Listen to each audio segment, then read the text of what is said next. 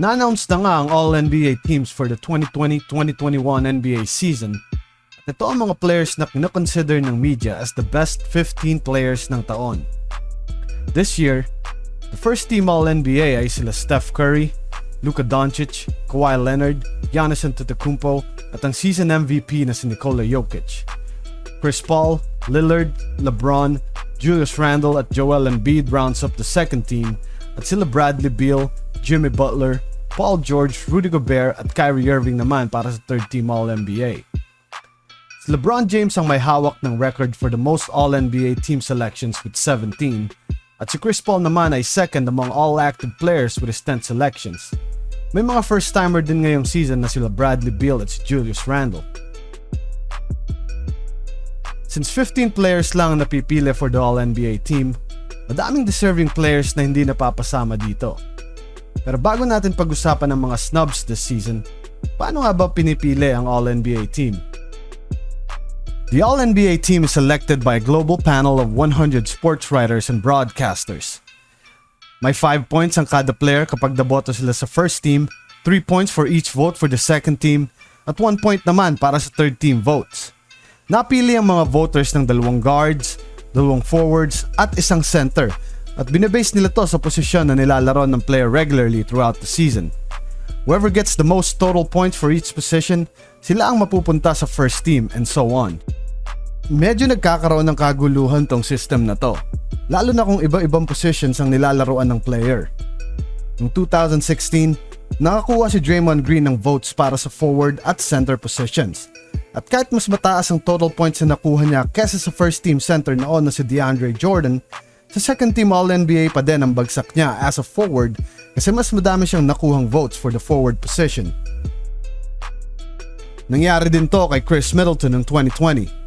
Nakakuha siya ng votes for the forward and guard positions at kahit na mas mataas ang total points na nakuha niya kesa sa mga third team guards na sila Ben Simmons at Russell Westbrook, hindi pa din siya napasama kasi mas madami siyang nakuhang votes as a forward.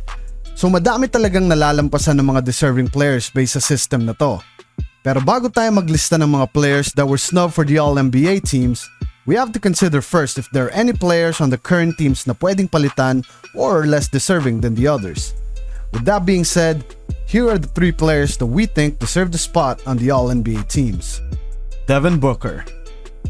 Devin Booker led the Suns to their best records in years at siya din ang leading scorer nito ngayong season with 25.6 points per game.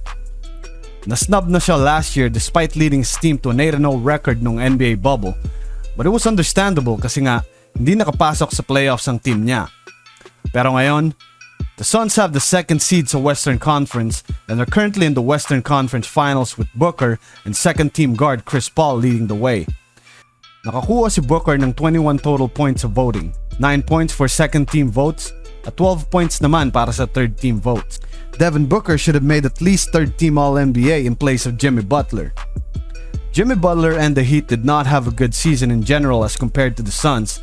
At 52 games lang ang nilaro ni Butler compared to Booker's 67 games. Russell Westbrook. Nag-average na naman si Russell Westbrook ng triple-double for the 4th time in 5 seasons, and that feat alone should have landed him a spot on the All-NBA teams. The Wizards did have a slow start going 5-15 sa first 20 games ng season nila, but they were able to finish as the 8th seed in the East with Westbrook and Bradley Beal leading the way. Westbrook finished in 7th place para sa All-NBA voting ng guards with 44 total points, just behind third-team guard Kyrie Irving 61 points.